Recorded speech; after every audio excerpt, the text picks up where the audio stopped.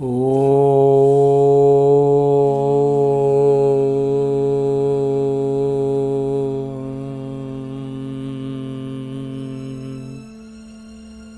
शांति।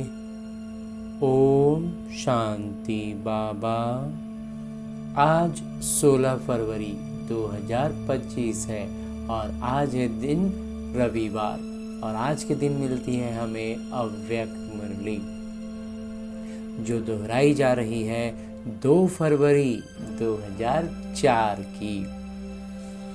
तो इस अव्यक्त मुरली को अच्छे से अध्ययन करने के लिए, इसको अपने भीतर धारण करने के लिए क्यों ना चले मधुबन की धरा पर अपने सूक्ष्म शरीर के साथ, जहां ये मुरली चली होगी। तो चलते हैं आज सीधे डायमंड हॉल। तो अपने सूक्ष्म शरीर के साथ हम पहुंच चुके हैं डायमंड हॉल में, जहां आज बाबा मिलन का दिन है और सभी ब्राह्मण बच्चे बहुत ही उमंग उत्साह के साथ उपस्थित हैं। बाबा से मिलन मनाने आए हैं। सभी के आत्मिक ज्योति मानो चमक रही है और सब उत्साह में बाबा का इंतज़ार कर रहे हैं कि बस अब बाबा आते ही हैं। तो इस स्थान का अनुभव करते हुए अपने आत्माभिमानी स्थिति में स्थित होकर हम ये अनुभव करते हैं कि बाबा इस डायमंड हॉल में आए हैं और चारों तरफ एक बार चक्कर लगाते हैं। उसके बाद दादी में प्रवेश करते हैं और बहुत ही प्यार से सभी आत्माओं को, सभी ब्राह्मण बच्चे को दृष्टि दे रहे हैं। और सभी बच्चों को दृष्टि देने के बाद बाबा मुरली के महावाक्य उच्चारण करते हैं और इस अव्यक्त मुरली का श्रीमत है जो बाबा कहते हैं कि पूर्वज और पूज्य के स्वमान में रह विश्व की हर आत्मा की पालना करो, दुआएं दो, दुआएं लो। पूर्वज और पूज्य के समान में रहना है और विश्व की हर आत्मा को पालना है, हमें उसको पालना देनी है। और ऐसा करते हैं तो हम दुआएं देते हैं और फिर दुआएं लेते हैं। आज चारों ओर के सर्वश्रेष्ठ बच्चों को देख रहे हैं। हर एक बच्चा पूर्वज भी है और पूज्य भी है, इसलिए इस कल्प वृक्ष के आप सभी जड़ हैं, तना भी हैं। तना का कनेक्शन सारे वृक्ष के टाल टालियों से, पत्तों से स्वतः ही होता है। तो सभी अपने को ऐसे श्रेष्ठ आत्मा, सारे वृक्ष के पूर्वज समझते हो। जैसे ब्रह्मा बाबा को ग्रेट ग्रेट ग्रैंडफादर कहा जाता है, उनके साथ ही आप भी मास्टर ग्रेट ग्रैंडफादर हो। पूर्वज आत्माओं का कितना सम्मान है, उस नशे में रहते हो। सारे विश्व की आत्माओं से, चाहे किसी भी धर्म की आत्माएं हैं, लेकिन सर्व आत्माओं के आप तना के रूप में आधार मूर्त पूर्वज हो। इसलिए पूर्वज होने के कारण पूज्य भी हो। पूर्वज द्वारा हर आत्मा को साकाश स्वतः ही मिलती रहती है। वृक्ष को देखो, तना द्वारा, जड़ द्वारा अंतिम पत्ते को भी साकाश मिलती रहती है। जो पेड़ का एकदम आखिरी छोर पर जो पत्ता होता है, वहां भी पोषण क्या चीज से जाता है, उसी तने से जाता है ना। तो बाबा कहते हैं ये हमें क्या करना है, साकाश देना है उस आखिरी पत्ते तक। मतलब वो ब्राह्मण बच्चा है या ना है, ना हो, कोई फर्क नहीं, हमें साकाश देते रहना है, क्योंकि हम पूर्वज आत्मा है, तना है, इस वृक्ष का तना है। पूर्वज का कार्य क्या होता है? पूर्वजों का कार्य है सर्व की पालना करना, सबको पालना है। लौकिक में भी देखो, पूर्वज द्वारा ही चाहे शारीरिक शक्ति की पालना, स्थूल भोजन द्वारा व पढ़ाई द्वारा शक्ति भरने की पालना होती है। पालना, बच्चे को पालने का मतलब क्या? उसको भोजन खिलाना, उसका देख रेख करना, यही सब ना हुआ पालने का मतलब। तो बाबा वही कर रहे हैं, हमें अलौकिक दृष्टि से करने। तो आप पूर्वज आत्माओं को बाबा द्वारा मिली हुई शक्तियों से सर्व आत्माओं की पालना करनी है। आज के समय अनुसार सर्व आत्माओं को शक्तियों द्वारा पालना की आवश्यकता। अभी सब आत्माओं की जो स्थिति है ना, उनको शक्तियों की सबसे ज्यादा कमी है, और शक्तियों से बाबा कहते हैं उनको पालना देनी है। जानते हो, आजकल आत्माओं में अशांति और दुख की लहर छाई हुई है। तो आप पूर्वज और पूज्य आत्माओं को अपने वंशावली के ऊपर रहम आता है बाबा। जैसे जब कोई विशेष अशांति का वायुमंडल होता है तो विशेष रूप से मिलिट्री या पुलिस अलर्ट हो जाती है। कोई भी घटना हो जाए कहीं पर, दुर्घटना, तो आर्मी पुलिस सब वहाँ पर विशेष तौर पर पहुँचते हैं ना, विशेष संख्या में। तो बाबा कहते हैं विशेष मिलिट्री या पुलिस अलर्ट हो जाती है। ऐसे ही आजकल के वातावरण में आप पूर्वज भी विशेष सेवा के अर्थ स्वयं को निमित्त समझते हो।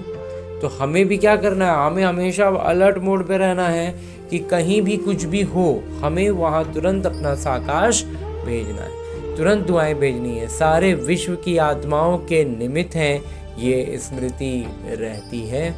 विश्व की हर आत्मा के लिए हम ही निमित्त बनेंगे, उनको सुख दिलाने में, शक्ति दिलाने में। तो बाबा कहते हैं ये बात ध्यान में, स्मृति में रहती है। सारे विश्व की आत्माओं को आज आपके साकाश की आवश्यकता है। ऐसे बेहद के विश्व की पूर्वज आत्मा अपने को अनुभव करते हो।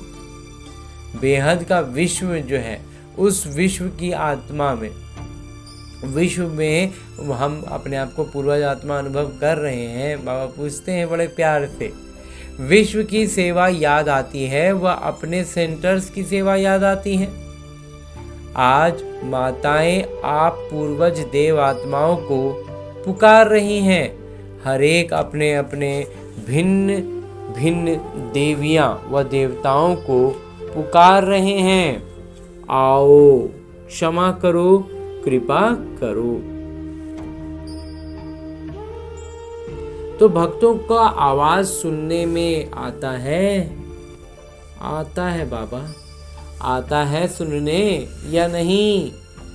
कोई भी धर्म की आत्माएं हैं, जब उनसे वर्षा ही हो, बाबा कहते हैं कोई भी धर्म की आत्माएं हैं, जब उनसे मिलते हो तो अपने को सर्व आत्माओं के पूर्वज समझकर मिलते हो। कोई दूसरे धर्म का अगर कोई हो तो उससे हम इस रूप में, इस भावना से मिल रहे हैं। बाबा ये हमें जांच करने बोल रहे हैं कि हम सभी के पूर्वज आत्मा हैं। ऐसे अनुभव होता है कि ये भी हम पूर्वज के ही टालियां हैं। इन्हों को भी साकाश देने वाले आप पूर्वज हो। इन सभी आत्माओं को साकाश देने वाले बाबा कहते हैं हम पूर्वज हैं। अपने कल्प वृक्ष का चित्र सामने लाओ, अपने को देखो, आपका स्थान कहाँ है। जड़ में भी आप हो, तना भी आप हो, साथ में परम धाम में भी देखो, आप पूर्वज आत्माओं का स्थान बाबा के साथ समीप का है। जानते हो ना? इसी नशे से कोई भी आत्मा से मिलते हो तो हर धर्म की आत्मा आपको ये हमारे हैं, अपने हैं, उस दृष्टि से देखते हैं। उनको भावना अंदर से लगना चाहिए, ये तो एकदम अपना आदमी है, ये तो एकदम अपना हम लोग जैसा है। तो ये भावना कब आएगी? जब हम बाबा की याद में एकदम निरंतर रहेंगे। अगर उस पूर्वज के नशे से, स्मृति से, वृत्ति से, दृष्टि से मिलते हो तो उन्हों को भी अपनेपन का आभास होता है, क्योंकि आप सर्व के पूर्वज हो, सबके हो, सबका पूर्वज है, इसलिए कोई भी छूटे नहीं कि इसका नहीं उसका नहीं। हमारे मन में भावना हो तो उनको भी अपनापन का एहसास होगा। ऐसी स्मृति से सेवा करने से हर आत्मा अनुभव करेगी कि ये हमारे ही पूर्वज व इष्ट फिर से हमें मिल गए, हमारे इष्ट हैं जो हमसे मिल गए। फिर पूज्य भी देखो कितनी बड़ी पूजा है। कोई भी धर्मात्मा महात्मा की ऐसी आप देवी देवताओं के समान विधि पूर्वक पूजा नहीं होती। कोई भी महात्मा हो उसका देवी देवता जैसा पूजा थोड़ी होगा। पूज्य बनते हैं लेकिन तुम्हारे जैसे विधि पूर्वक पूजा नहीं होती। गायन भी देखो कितना विधि पूर्वक कीर्तन करते हैं, आरती करते हैं। ऐसे पूज्य आप पूर्वज ही बनते हो तो अपने को ऐसा समझते हो। ऐसा नशा है नशा। जो समझते हैं हम पूर्वज आत्माएं हैं वो नशा रहता है, ये स्मृति रहती है। वो हाथ उठाओ। रहती है, अच्छा रहती है, वह तो हाथ उठाया, बहुत अच्छा। अभी दूसरा प्रश्न कौन सा होता है?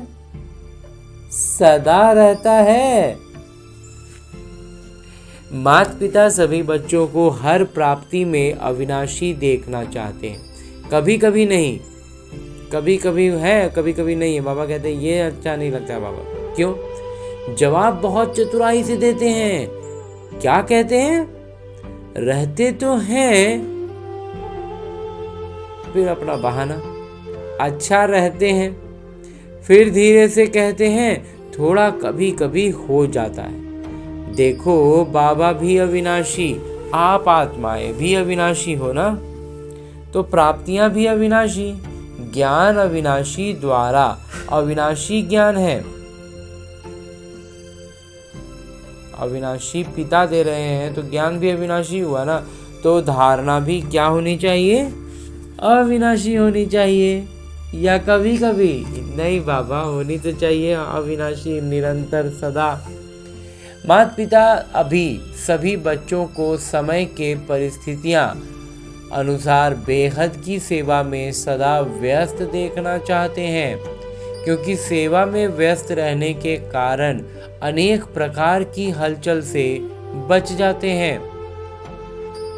लेकिन जब भी सेवा करते हो, योजना बनाते हो और योजना अनुसार प्रैक्टिकल में भी आते हो, सफलता भी प्राप्त करते हो। जब प्रैक्टिकल में ये सारी बातें हमारे साथ होती हैं तो बाबा कहते हैं सफलता भी प्राप्त करते हो। लेकिन माता पिता चाहते हैं कि एक समय पर तीनों सेवा इकट्ठी हो। सिर्फ वाचा नहीं हो, मनसा भी हो, वाचा भी हो और कर्मणा अर्थात संबंध संपर्क में आते हुए भी सेवा हो।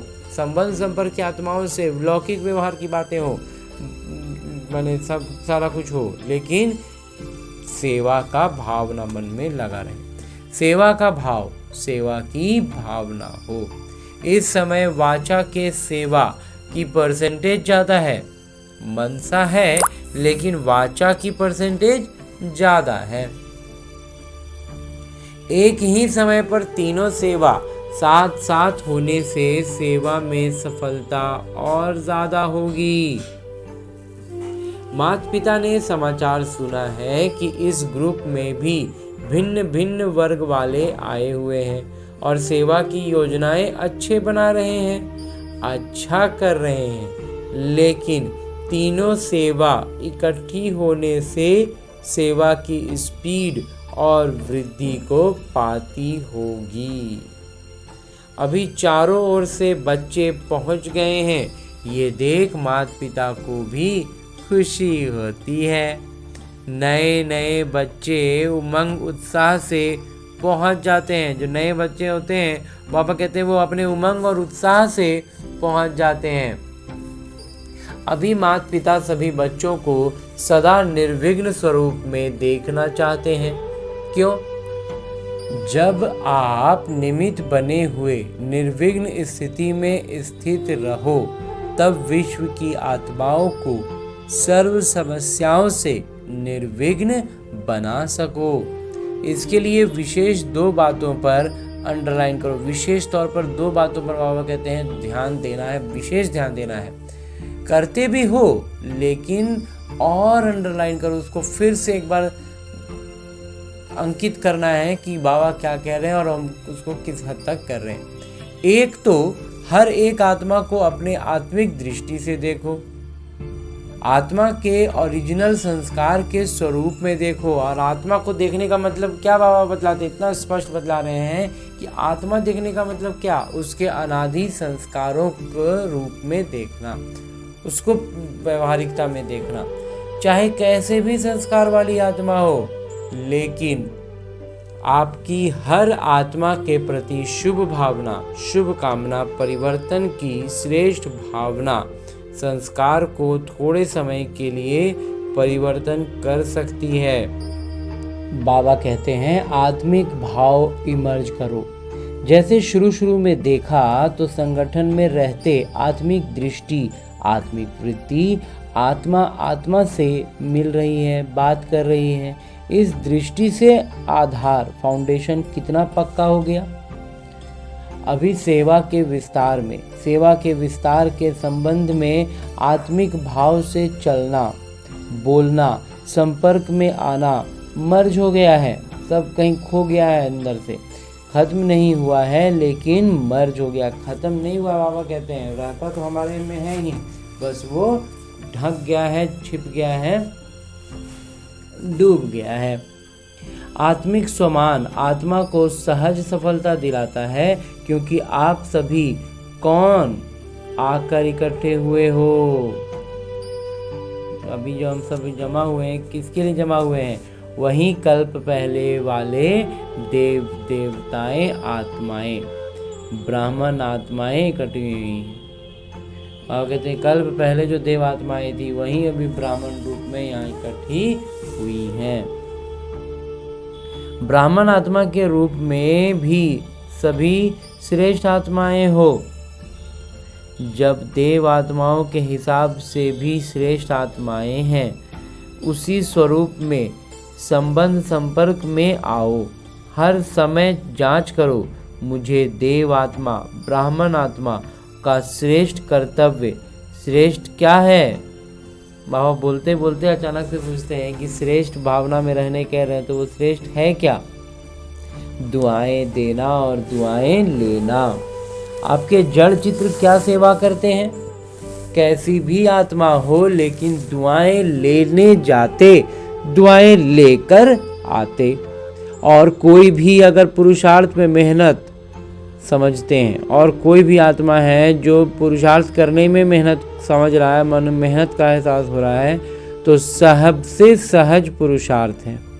सारा दिन दृष्टि, वृत्ति, बोल सब में सबसे दुआएं दो, दुआएं लो। बाबा कहते हैं सबसे, सब रूप में दुआएं देनी भी हैं, दुआएं लेनी भी हैं।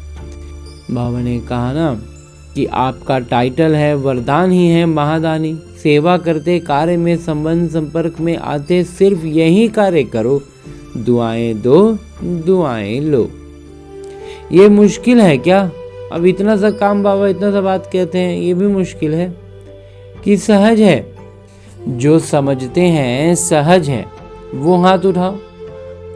कोई आपका विरोध करे तो भी दुआ देंगे? देंगे। इतनी दुआओं का स्टॉक है आपके पास।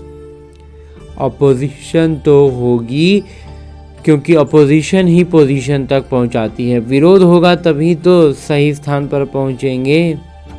देखो, सबसे ज़्यादा अपोजिशन ब्रह्मा बाबा की हुई, सबसे ज़्यादा विरोध, सबसे ज़्यादा झेलना जिसको कहते हैं, वो ब्रह्मा बाबा ने किया, हुई ना। और पोजीशन किसने नंबर 1 पाई? ब्रह्मा ने पाई ना। कुछ भी हो, लेकिन मुझे ब्रह्मा बाबा समान दुआएं देनी है।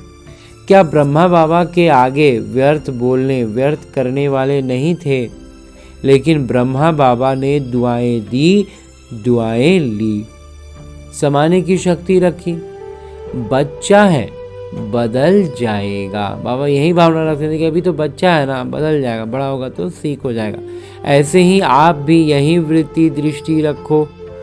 ये कल्प पहले वाले हमारे ही परिवार के, ब्राह्मण परिवार के हैं। मुझे इसको भी बदलना है।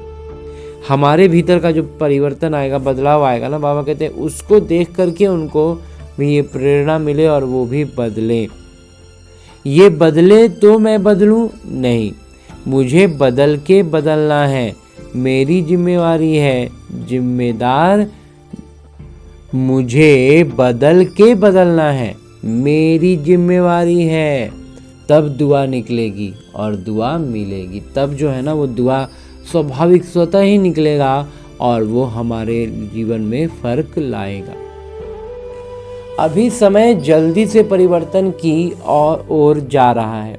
अभी समय जो है ना वो परिवर्तन का स्पीड इसमें बढ़ते जा रहा है, अति में जा रहा है। लेकिन समय परिवर्तन के पहले आप विश्व परिवर्तक, श्रेष्ठ आत्माएं व स्वत परिवर्तन द्वारा सर्व के परिवर्तन के आधार मूर्त बनो। आप भी विश्व के आधार मूर्त, उद्धार मूर्त हो। हर एक आत्मा लक्ष्य रखो, मुझे निमित्त बनना है।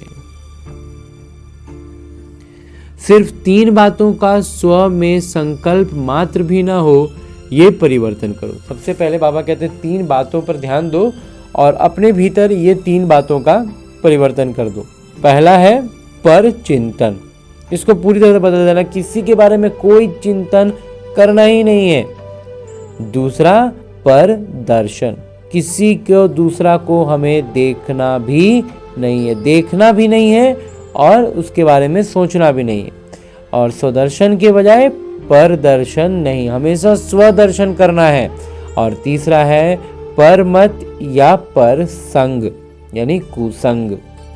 श्रेष्ठ संग करो, क्योंकि सदैव संग दोष बहुत नुकसान करता है। पहले भी माता पिता ने कहा था, 1 पर उपकारी बनो और 3 पर काट दो।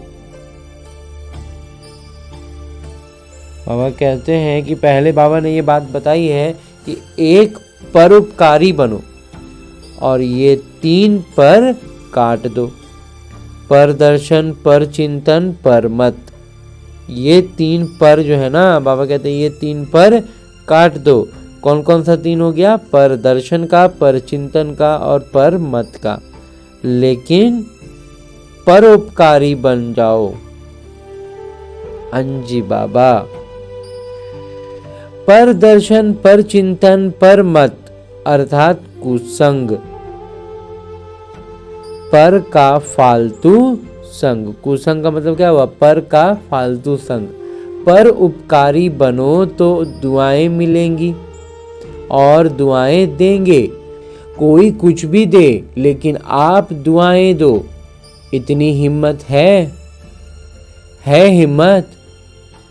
तो माता पिता चारों ओर के सर्व सेंटर्स वाले बच्चों को कहते हैं, अगर आप सब बच्चों ने हिम्मत रखी, कोई कुछ भी दे लेकिन हमें दुआएं देनी है, तो माता पिता इस वर्ष एक्स्ट्रा आपको हिम्मत के, उमंग के कारण मदद देंगे। बाबा कहते हैं एक्स्ट्रा मदद देंगे, हिम्मत में, उमंग में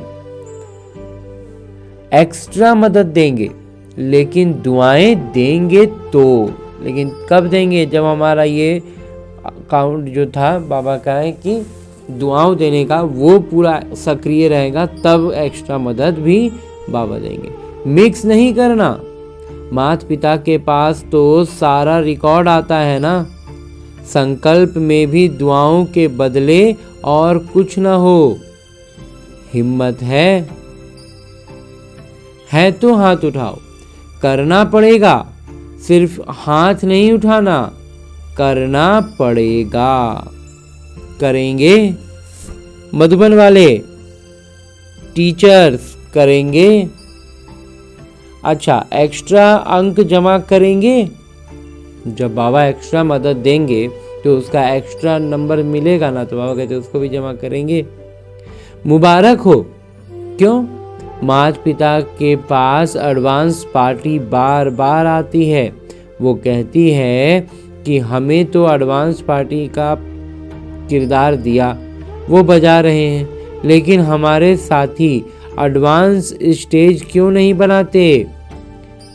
बाबा कह रहे हैं कि जब वो कहती एडवांस पार्टी कहती है हमें तो एडवांस पार्टी का किरदार दिया, वो बजा रहे हैं, लेकिन हमारे साथी एडवांस स्टेज क्यों नहीं बनाते, वो उस अवस्था तक क्यों नहीं आ रहे हैं, अभी उत्तर क्या दें? अब आप पूछते हैं, हम लोग से पूछ रहे हैं कि हम उन पूर्वज आत्माओं को, पूर्वज एडवांस पार्टी को क्या जवाब दें? एडवांस स्टेज और एडवांस पार्टी का किरदार जब दोनों मिलें तब तो समाप्ति होगी। एडवांस पार्टी जो निकल गई और जो हमारी अवस्था अब एडवांस स्थिति की हो जाए, ये दोनों मिल जाए तब ना बाबा कहते समाप्ति होगी। वो पूछते हैं तो क्या जवाब दें? कितने साल में बनेगी? सब मना लिया, silver jubilee, golden jubilee, diamond jubilee सब मना लिया, अभी एडवांस स्टेज सेरेमनी मनाओ। बाबा कहते हैं अब हमें अपनी एडवांस अवस्था का उत्सव मनाना है, उनकी डेट फिक्स करो। पांडव बताओ, डेट होगी उसकी? पहली लाइन वाले बोलो, डेट फिक्स होगी कि अचानक होगा? क्या होगा? अचानक होगा कि हो जाएगा? बोलो, कुछ बोलो। सोच रहे हैं क्या सोच रहे हैं? निर्वैर से पूछ रहे हैं सेरेमनी होगी या अचानक होगा? बाबा कहते अपने से डेट फिक्स करो और उसमें पूरा एकदम अच्छे से उस अवस्था तक का आने का उमंग उल्लास से करो, या फिर अचानक हो जाएगा।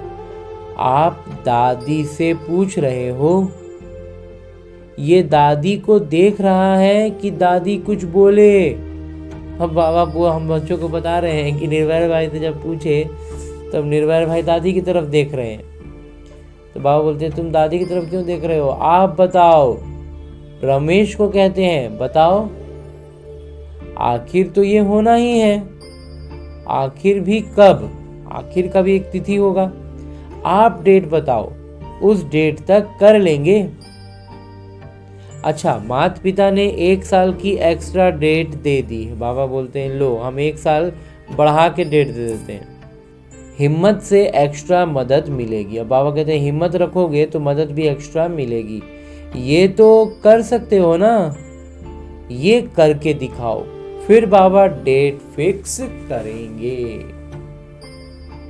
आपका निर्देशन चाहिए, आपको निर्देशन चाहिए तो इस 2004 को ऐसा मना लेंगे, और अगर निर्देशन चाहिए तो फिर इस साल को ऐसा मनाइए। मतलब ये है कि अभी इतनी तैयारी नहीं है। बाबा कहते अभी तैयारी पूरा नहीं हुआ है, तो एडवांस पार्टी को अभी 1 वर्ष तो रहना पड़ेगा ना। अच्छा, क्योंकि अभी से लक्ष्य रखेंगे, करना ही है, तो बहुत काल ऐड हो जाएगा, तो फिर उसमें बहुत समय मिल जाएगा, क्योंकि बहुत काल का भी हिसाब है ना, हिसाब किताब भी तो बहुत काल का है।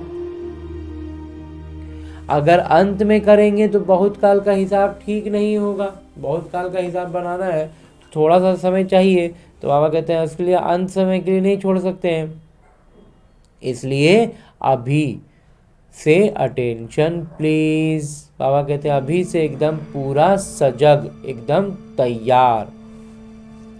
हाँ जी बाबा। अच्छा, अभी रूहानी ड्रिल याद है?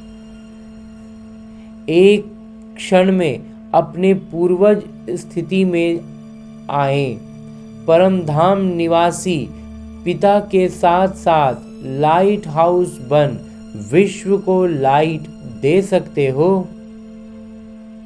तो एक क्षण में सभी चारों ओर देश विदेश में सुनने वाले, देखने वाले लाइट हाउस बन विश्व के चारों ओर सर्व आत्माओं को लाइट दो, साकाश दो, शक्तियां दो।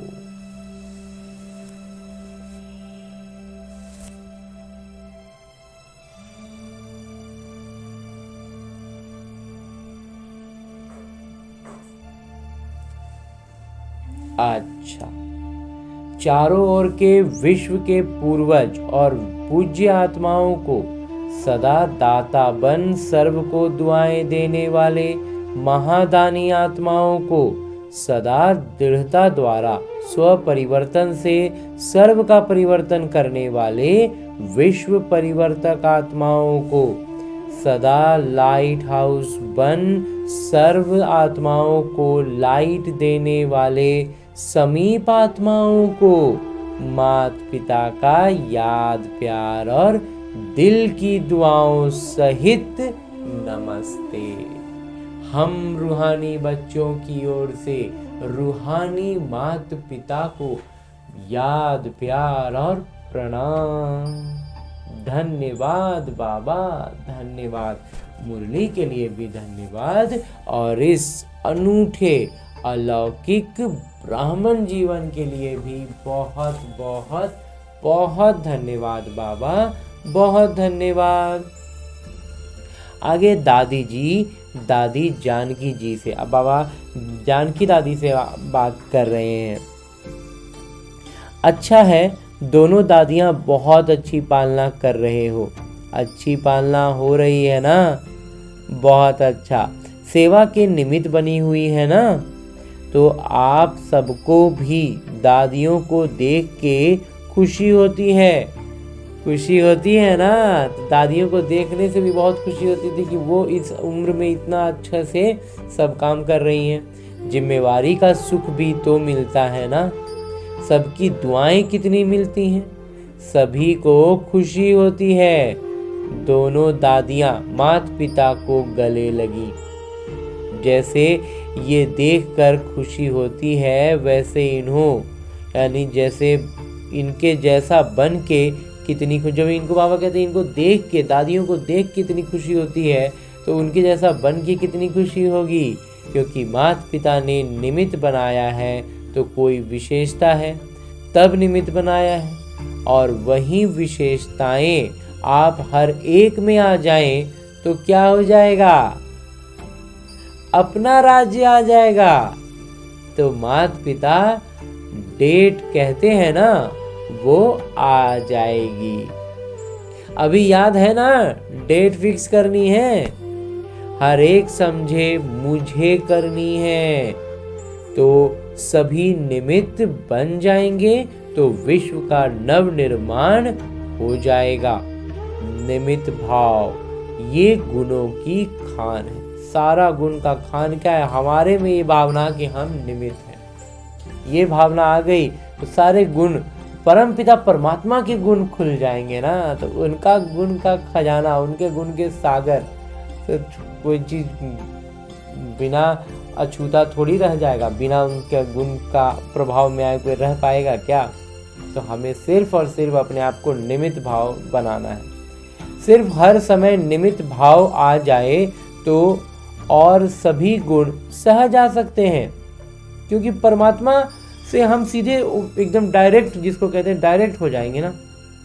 क्योंकि निमित्त भाव में मैंपन नहीं है और मैंपन ही हलचल में लाता है। निमित्त बनने से मेरापन भी खत्म, तेरा तेरा हो जाता है। सब कुछ तेरा हो जाता है, फिर मेरा रहता ही नहीं है। सहज योगी बन जाते हैं। तो सभी का दादियों से प्यार है, माता पिता से प्यार है, तो प्यार का रिटर्न है विशेषताओं को समान बनाना। तो ऐसा लक्ष्य रखो, विशेषताओं को समान बनाना है। किसी में भी कोई विशेषता देखो, विशेषता को भले फॉलो करो। आत्मा को फॉलो करने में दोनों दिखाई देंगे। अब कहते हैं विशेषता को फॉलो करो, आत्मा को फॉलो करो, और जब ये करेंगे तो झलकने लगेगी बात। विशेषता को देखो और उसमें समान बनो। खाली विशेषता को देखना नहीं है, उसके समान बनना भी है, पूरा प्रयास अपना करना है।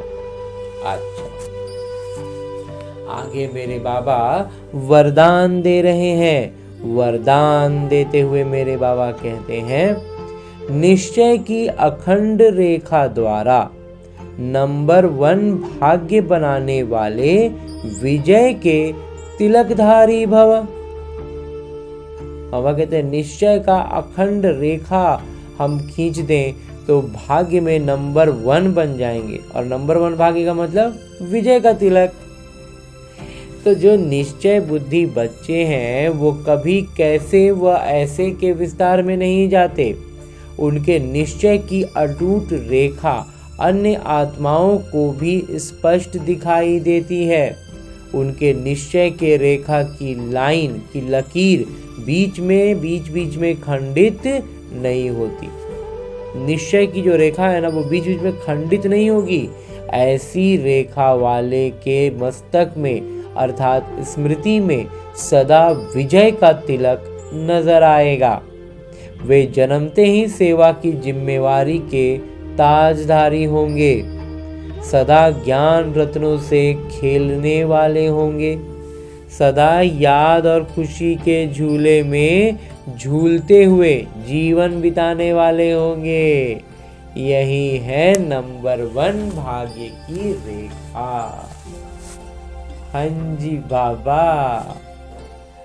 और अंत में स्लोगन है, बुद्धि रूपी कंप्यूटर में फुल स्टॉप की मात्रा आना मतलब प्रसन्न चित्त रहना। प्रसन्न चित्त है मतलब बुद्धि रूपी कंप्यूटर में कोई भी विकारी या व्यर्थ का फुल स्टॉप। और इतना श्रेष्ठ अव्यक्त मुरली को धारण करने के बाद अब बाबा से उसी स्वरूप में एक इशारा भी पाते हैं, जो इस महीने में बाबा जो हमें इशारा दे रहे हैं उसका श्रीमत है कि एकांत प्रिय बनो, एकता और एकाग्रता को अपनाओ। जिसमें आज के लिए जो बाबा ने इशारा दिया है वो है कि एकांत प्रिय वो होगा जिनका अनेक तरफ से बुद्धि योग टूटा हुआ होगा और एक का ही प्रिय होगा। एक का प्रिय होने के कारण एक की याद में रह सकता है, अनेक के प्रिय होने के कारण एक की याद में रह नहीं सकता। अनेक तरफ से बुद्धि योग टूटा हुआ हो, एक तरफ जुटा हुआ हो, अर्थात एक के सिवाय दूसरा न कोई, ऐसी स्थिति वाला जो होगा वो एकांत प्रिय हो सकता है। और इतना श्रेष्ठ अव्यक्त इशारा मिलने के बाद आज एक सूचना है कि आज अंतर्राष्ट्रीय योग दिवस का तीसरा रविवार है। तो संध्या शाम 6:30 से 7:30 बजे तक सभी भाई बहनें संगठित रूप में एकत्रित हो योग अभ्यास में यही शुभ संकल्प करें कि मुझ आत्मा द्वारा पवित्रता की किरणें निकलकर सारे विश्व को पावन बना रही हैं। मैं पतित पावनी आत्मा हूँ।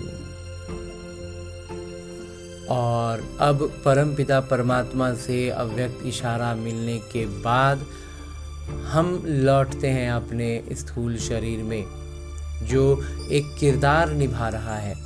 और वो किरदार वास्तव में हमारे मुझ आत्मा के लिए एक अभ्यास पुस्तिका है, जिस किरदार में नित्य प्रतिदिन आने वाली हर छोटी बड़ी बात बस एक अभ्यास कराने के लिए आया एक प्रश्न है, जिसका उत्तर देते हुए, जिसका ज्ञान में रहते हुए, योग अवस्था में रहते हुए उसको पार करने की हमारा ये अभ्यास ही हमारे इस लौकिक जीवन का उद्देश्य है। तो इसी उद्देश्य से, इसी शुभ भावना से भरपूर होकर लौटते हैं अपने किरदार में। अच्छा, ओम शांति।